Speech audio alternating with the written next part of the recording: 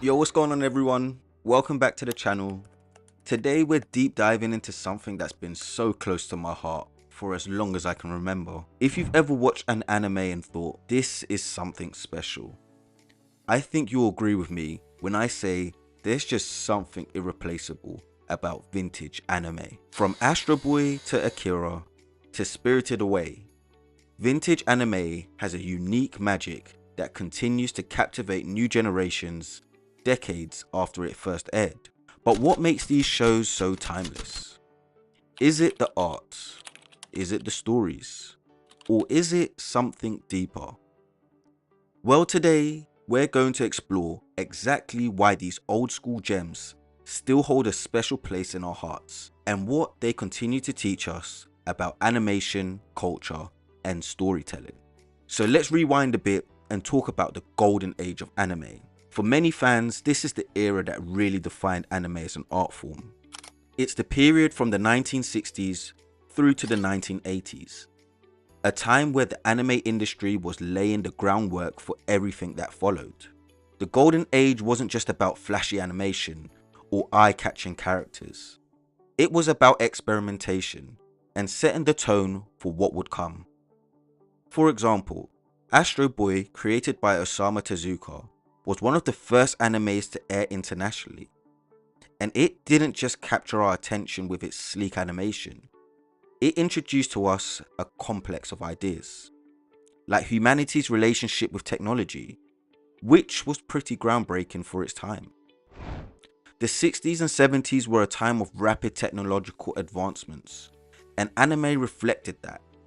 Shows like Speed Racer brought the high-speed, futuristic thrill of racing to life, while Lupin III gave us a unique blend of action, comedy, and suspense. These weren't just kid shows, they were full of ideas that would shape the genre for years to come.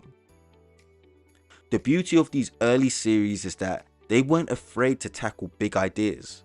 They didn't just entertain, they challenged their audiences, pushing the boundaries of what animation could convey. And let's not forget the crucial cultural context. Many of these shows were also influenced by the changing political and social landscape of Japan and the world during the post-war era. Okay, let's talk about what immediately stands out when you watch vintage anime. The art style.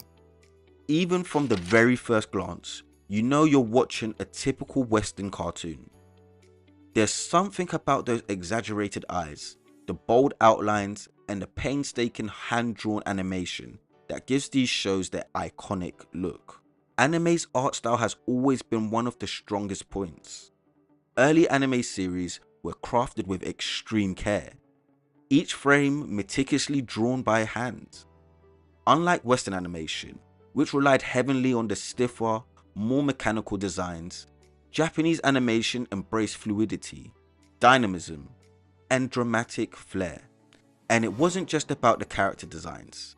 Now, apologies for the pronunciation, but Take Nasuka of the Valley of the Wind, for instance, the world building in that movie is unbelievable.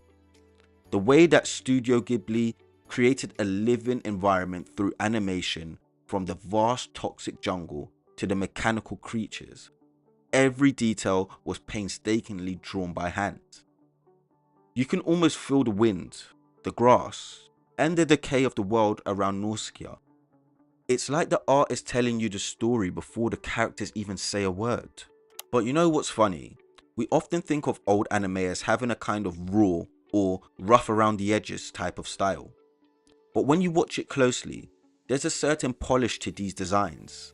They weren't just drawn, they were crafted to communicate emotion, narrative, and atmosphere in a way that few modern productions can even attempt. Okay, so we've established that vintage anime looks fantastic.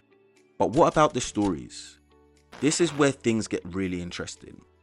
Anime wasn't just for kids. It could be deep, complex, and often philosophical. When we look at Neon Genesis Evangelion, this is one of the most influential anime series of the 90s. It's clear that anime was capable of tackling extreme, deep, heavy themes like depression, identity, and human psyche. The story of Shinji Ikari and his battles against mysterious angels wasn't just about cool robots fighting monsters.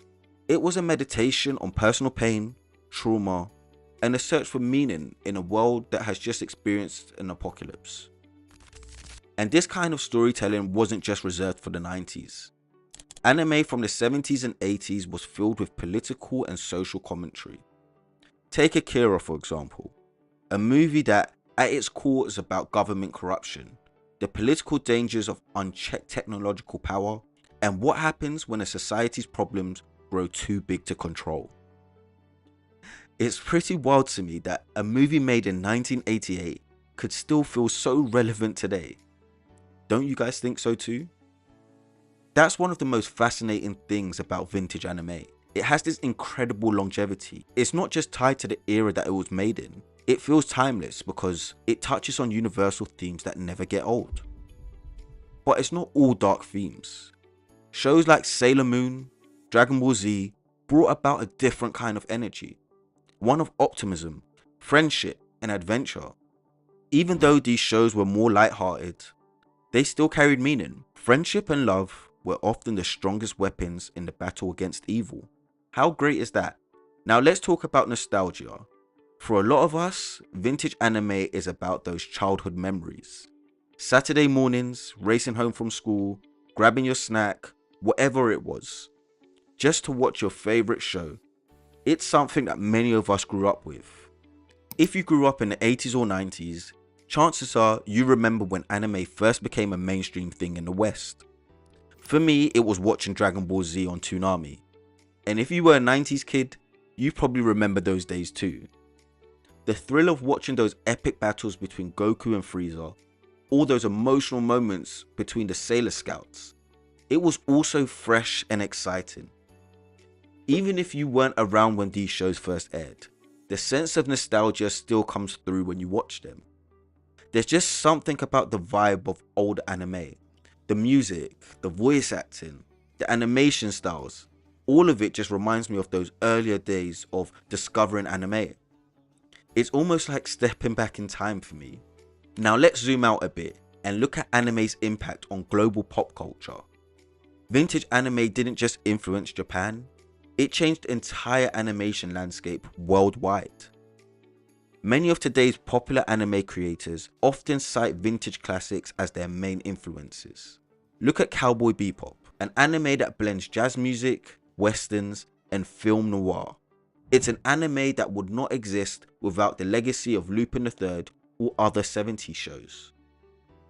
Even modern hits like Attack on Titan and One Punch Man owe a debt to these older series.